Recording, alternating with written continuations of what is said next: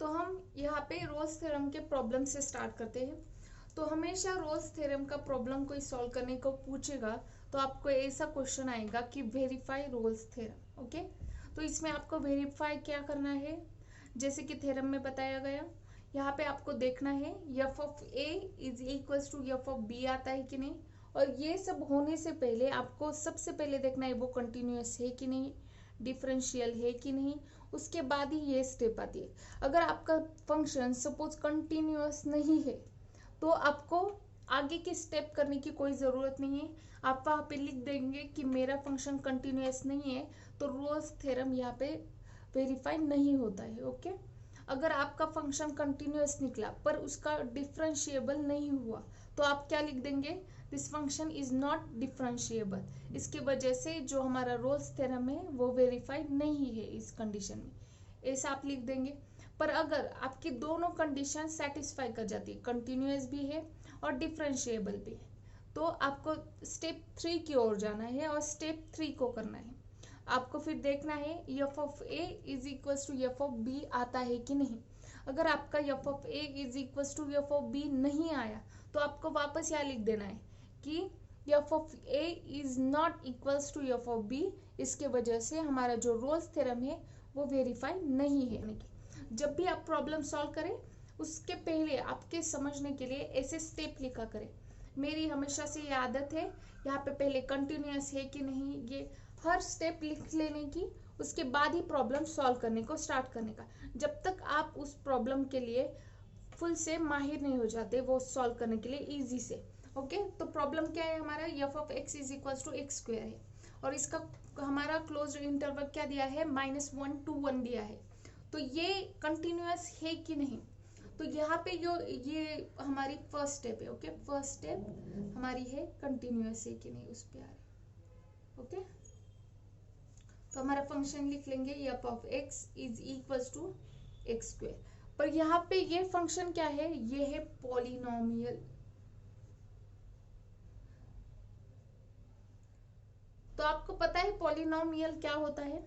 आज का आपका होमवर्क यही है कि आपको देखना है पॉलिनोमियल मतलब क्या होता है। ओके, मैं इसका आंसर आपको नेक्स्ट वीडियो में बताऊंगी, तब तक के लिए आपको ढूंढना है कि पॉलिनोमियल मतलब क्या है।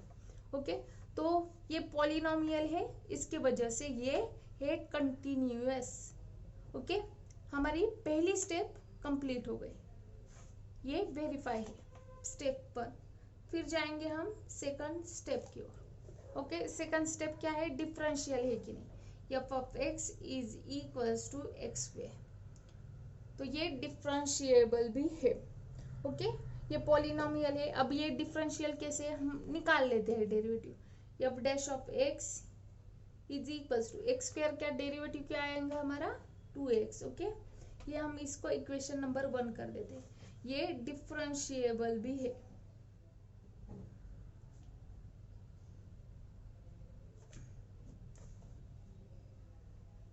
फिर आती है हमारी थर्ड स्टेप, जिसमें हमें देखना है F of A is equals to F of B है कि नहीं। तो यहाँ पे हमारा एफ ऑफ ए के लिए पहले हमें समझना होगा हमारा ए क्या है और बी क्या है। तो हमें इंटरवल दिया है -1 to 1। ओके, तो इसका मतलब क्या हुआ, -1 हमारा ए हुआ और 1 हमारा बी हुआ। तो यह लिख लेंगे ए इज इक्वल्स टू -1 है और बी इक्वल्स टू 1 है। ओके, तो फिर मैं वैल्यूज डाल देती हूँ इसमें। हमारा क्या है, एक्स स्क्वायर है। ओके, एक्स स्क्वायर मतलब क्या हुआ, -1 का स्क्वायर। ओके, ये लिख रहे हैं हम F of A. Okay, F of A मतलब क्या हुआ, हमें एक्स की जगह हमें ए की वैल्यू डालनी है। ओके, ए की वैल्यू क्या हुई, function of -1 which is equal to X square की एक्स की जगह क्या है, -1 है, तो -1 का square which is equals to 1 आएगा, इज इक्वल्स टू हमें लिखना है ऐसा। और एफ ऑफ बी की वैल्यू क्या है हमारी, एफ ऑफ बी मतलब एक्स, बी मतलब क्या है हमारा 1 है, तो यहाँ पे 1 डाल देंगे विच इज इक्वल्स टू 1 का स्क्वायर। तो यहाँ पे भी मैं कर रही हूँ 1 का स्क्वायर, मतलब 1 इक्वल्स टू 1 आ रहा है। मतलब ये क्या हुआ, कंडीशन सेटिस्फाई हुई।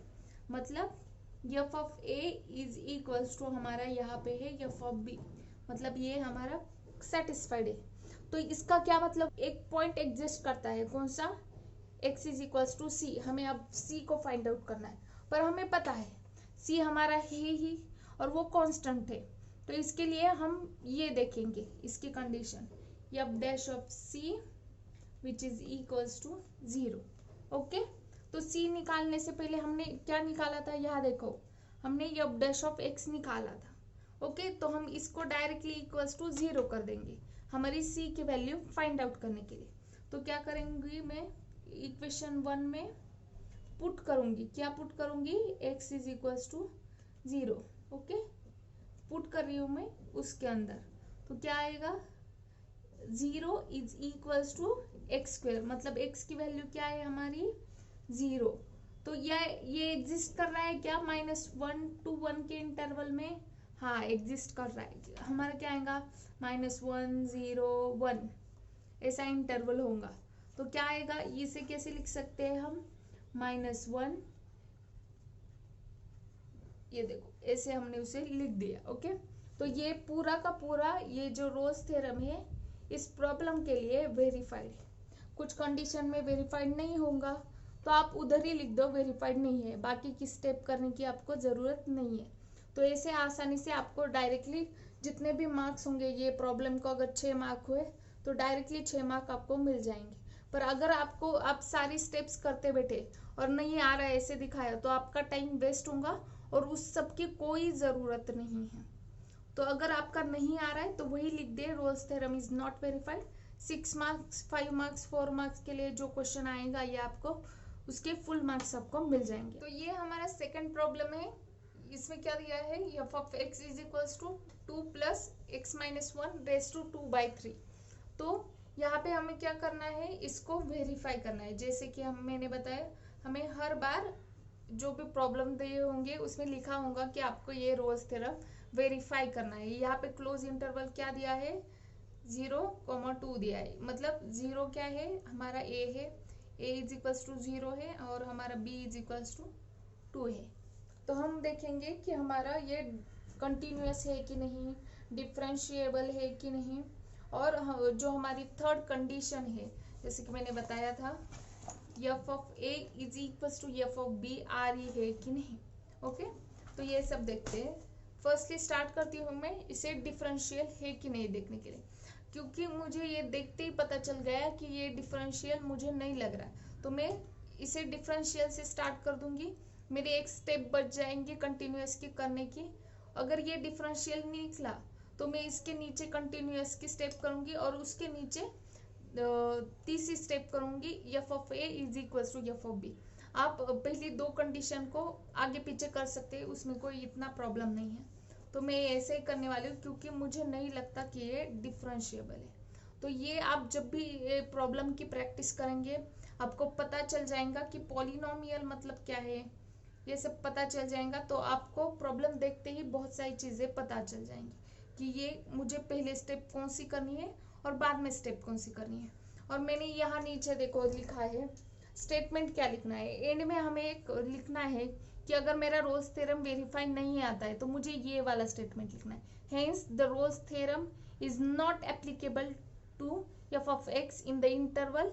यहाँ पे क्लोज इंटरवल लेना है। ओके, यहाँ पे क्लोज इंटरवल में ये नहीं है, वेरीफाई नहीं है, ऐसे लिखना है। ओके, और अगर मेरा जो वेरीफाई कर रहा है तो मैं लिखूंगी hence all the three condition of Rolle's theorems are satisfied, so Rolle's theorem is applicable। यहाँ पे लिख दूंगी मैं Rolle's theorem is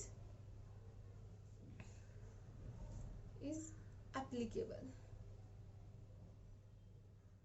ओके, यहाँ पे लिख दूंगे hence Rolle's theorem is applicable। ये स्टेटमेंट इनका जो भी है ये लिखना बहुत इंपॉर्टेंट है। अगर आप ठीक से प्रॉब्लम सॉल्व कर रहे हैं पर स्टेटमेंट नहीं लिखा है तो आपके मार्क्स चले जाएंगे।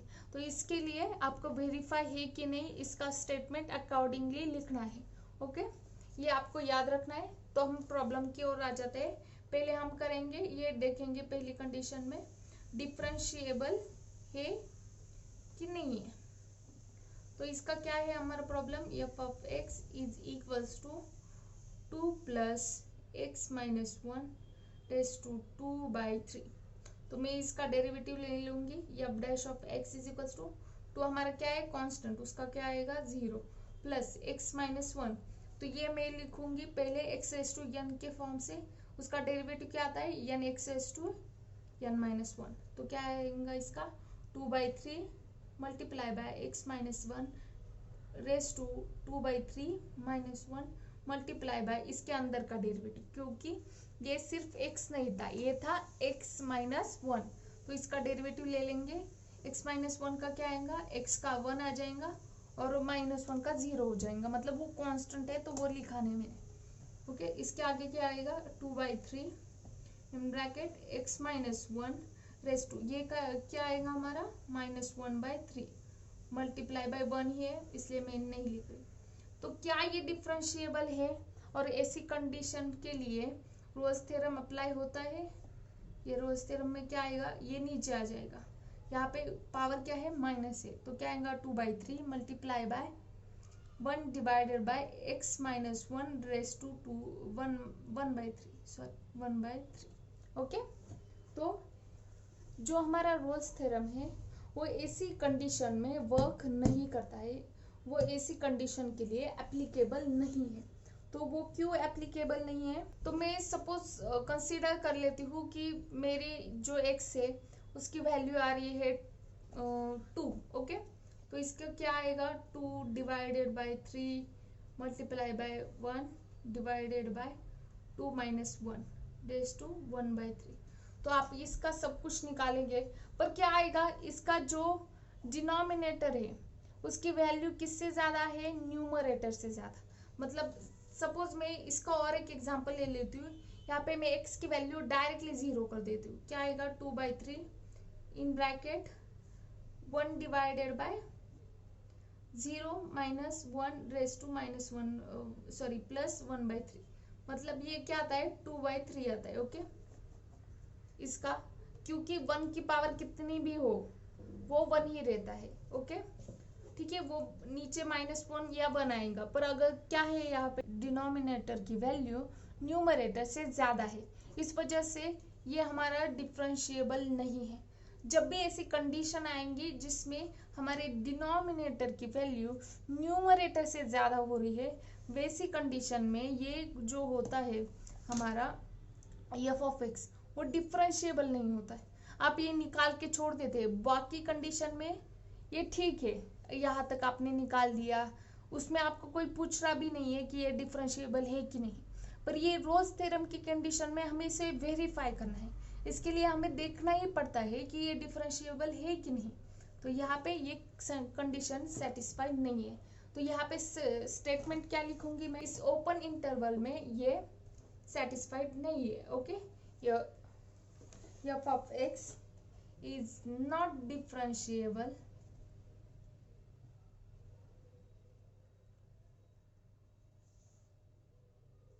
in the open interval। Okay, differentiable के लिए हमेशा ओपन इंटरवल रहता है और कंटिन्यूअस के लिए क्लोज इंटरवल लिखना है। Okay, not differentiable in the open interval, यहाँ पे कौन सा ओपन इंटरवल है 0,2। ओके, और उसके नीचे और एक स्टेटमेंट लिखना है, ये statement, hence the Rolle's theorem is not applicable to f of x in the interval। यहाँ इंटरवल कौन सा है, क्लोज इंटरवल ले रहे हैं हम 0,2। ओके, एंड में स्टेटमेंट लिखते टाइम क्लोज इंटरवल लेना है 0,2 ऐसे लिख देने का है, और ये नॉट वेरीफाई हो जाएगा। इसमें ही आपको अगर ये सपोज प्रॉब्लम 4 या 6 मार्क को आ रहा है तो इतना सही करने पे आपको 4 या 6 मार्क्स मिल जाएंगे। पूरा का पूरा ऐसे प्रॉब्लम सॉल्व करने की आपको कोई ज़रूरत नहीं है। ओके, इसीलिए मैंने इसकी कंटिन्यूटी पहले चेक नहीं की, मैंने पहले इसकी डिफरेंशिएबिलिटी चेक की, क्योंकि मुझे इस क्वेश्चन पे डाउट था।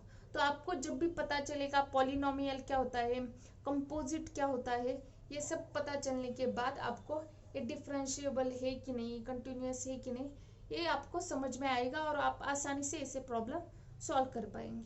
तो आज के लिए बस इतना ही। तो मैं मेरे सारे स्टडी मटेरियल जो मैं करती हूँ, जो मैं पढ़ाती हूँ आपको, वो सब मैं टेलीग्राम चैनल पे डाल देती हूँ, तो उसको सब्सक्राइब करना मत भूलिए आप टेलीग्राम चैनल को। और थैंक्स फॉर वॉचिंग। आज के लिए बस इतना ही। अगर आपको वीडियो पसंद आ रहा है तो वीडियो को लाइक करना और चैनल को सब्सक्राइब करना ना भूलें। Thank you.